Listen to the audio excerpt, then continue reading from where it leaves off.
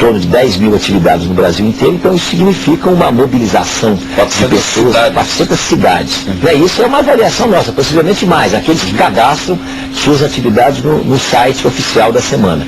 Então é um esforço muito grande, nós temos milhares de pessoas. Veja que essa atividade é voluntária, ela não é obrigação nem para as instituições do governo, nem do Ministério, mas nós temos em torno de 1000 instituições de pesquisa, universidades, escolas, participando dessa semana. A única maneira disso acontecer e ser eficiente, com todas as dificuldades que nós temos, é ser descentralizado. Então a gente diz que o papel do Ministério da Ciência e Tecnologia é coordenar. Quem faz a semana são as instituições, são as secretarias municipais de ciência e tecnologia, de educação, são os institutos de pesquisa, são as universidades, são as escolas.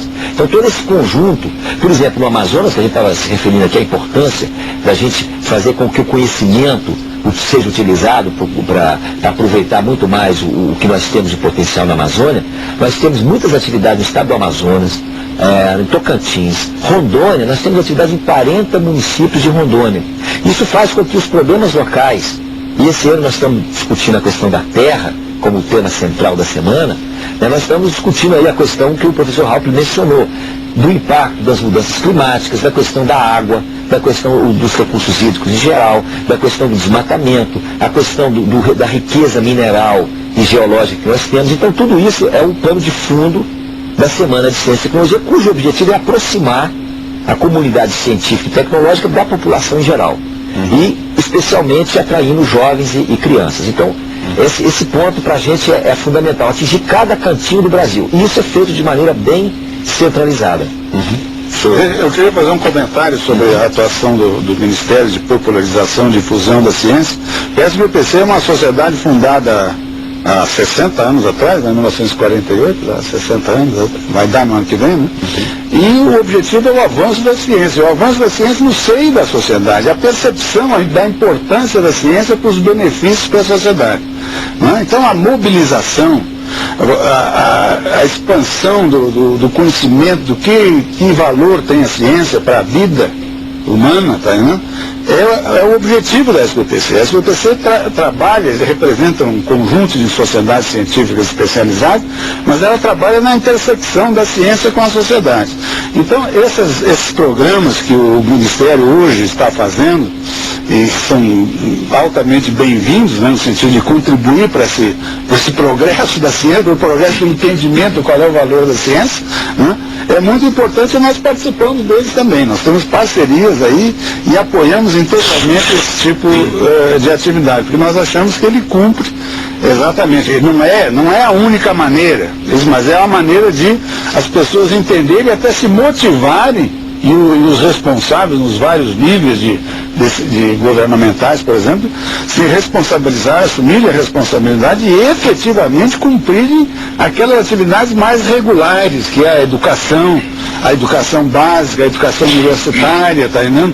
O estímulo para que os cientistas também atuem junto aos vários setores da sociedade para promover o uso da ciência em benefício dessa mesma sociedade, né? Então, programas como esse são programas de convergência entre uma sociedade como a SBPC, que representa a comunidade científica, e os governos, aqui no caso o governo federal e associado com governos estaduais também, né, e municipais, que promovem essas atividades. Os desafios da popularização da ciência e tecnologia no Brasil. Esse é o tema em debate aqui no programa Cidadania.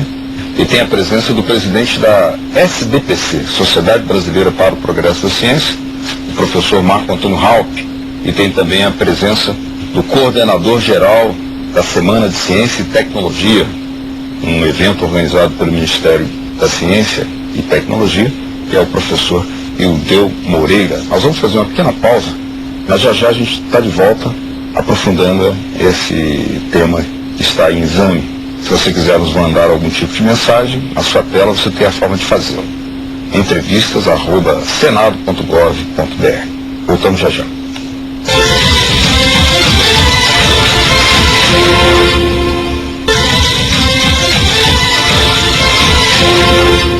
Os desafios para a popularização da ciência e tecnologia no Brasil. Esse é o tema em debate aqui no programa Cidadania, que tem a presença do presidente da SBPC, Sociedade Brasileira para o Progresso da Ciência, o professor Marco Antônio Raupp, e também do coordenador geral da Semana Nacional de Ciência e Tecnologia, promovida pelo Ministério do mesmo nome, Ciência e Tecnologia, professor Ildeu Moreira. Professor Ildeu, nós temos, muitas vezes, constatamos, né, um esforço disperso, né? Porque como tem um caráter absolutamente social, os meios de comunicação também deveriam estar muito mais sintonizados com esse esforço de superar um processo de distanciamento do povo. Apesar desse grande interesse manifestado nessa pesquisa, o povo, se tivesse muito mais conhecimento, muito mais informação, se fosse levado ao encantamento com a ciência, né, através dos meios de comunicação, da história dos seus cientistas, da história da ciência brasileira, isso pavimentaria um terreno de enamoramento e aproximação. Por que o senhor acha que isso ainda não é feito à altura do que precisa ser feito no Brasil? Olha, acho que são razões históricas. Na realidade é interessante a gente destacar que a primeira rádio brasileira, usando um meio moderno de comunicação da época, foi criada pelos cientistas, dentro da Academia Brasileira de Ciências, né, por Henrique Norize, que era presidente da Academia, Roquete Pinto, o grande líder da comunicação no Brasil, e o objetivo era difundir a ciência, a educação e a cultura. E isso foi na rádio, que depois se transformou na atual Rádio MEC. Mas isso não teve sequência depois. Na década de 50, quando a televisão surge no Brasil, eu acho que não houve um movimento correspondente dos cientistas, das entidades, das instituições e nem de governo, para que a televisão fosse usada também como um mecanismo educacional, educativo importante, como é feito em vários países do mundo. E isso fez com que a televisão brasileira, no geral, ficasse pouco ligada a isso. Claro que tem os canais estatais, mas não tem um impacto tão grande como as TVs privadas. Então, agora a coisa está mudando. Eu acho que existe uma necessidade real no momento da gente fazer, como por exemplo, como o caso da TV Senado, TVs comunitárias, TVs universitárias. Nós temos hoje muitas outras faixas de frequência que vão estar disponíveis para novos canais, e para que a gente possa ter que a televisão seja usada como também um canal de informação interessante e educativo. E principalmente para a formação dos nossos jovens, para mostrar que a ciência é importante, é interessante, é relevante. Isso não significa que a gente vai transformar os programas de televisão em programas didáticos, todos eles. Não é isso. A televisão pode ser interessante, mas não precisa ser todo o tempo com coisas que não valorizam o crescimento e nem o desenvolvimento das pessoas. Então esse é um desafio nosso. Nós estamos fazendo algumas parcerias, por exemplo, no rádio. Nós temos um programa chamado Ouvir Ciência, que já difunde ciência em vários programas de rádio no Brasil. Nós temos outro chamado Ver Ciência, que disponibiliza vídeos e programas de ciência para todos os estados durante a Semana de Ciência e Tecnologia, mas é pouco. Nós precisamos fazer um esforço maior. Por exemplo, as novelas bem que poderiam ter também alguns personagens fossem cientistas, ou mesmo uma minissérie acerca da vida de cientistas. Inclusive tem, por exemplo, uma minissérie sobre digamos, Oswaldo Cruz, que é o cientista brasileiro mais conhecido, mas muitos outros, os naturalistas no Brasil, né, o ano que vem nós temos aí a comemoração da teoria da seleção natural, que dependeu fortemente da natureza brasileira. O Darwin morava no Rio de Janeiro durante 4 meses. O que levou a mexer com a cabeça dele foi ele perceber a diversidade da natureza brasileira. Então toda a viagem do Darwin pelo mundo, pela América do Sul, o Wallace na Amazônia e outros, significa a ciência feita de uma maneira muito interessante, que pode se transformar numa minissérie e que pode atrair os jovens. Para um outro aspecto, professor Raupp, o senhor está à frente de uma entidade de tradição histórica, de quase 60 anos já, mas que durante o período ditatorial ela acabou tendo que exercer, de certa forma, um trabalho, uma função de ser porta-voz de muita coisa que estava sufocada pela falta de democracia. Então ela teve um papel político muito importante. Mas se nós participamos dos congressos, né, da SBPC, notamos que ainda assim, ainda hoje, há um forte debate.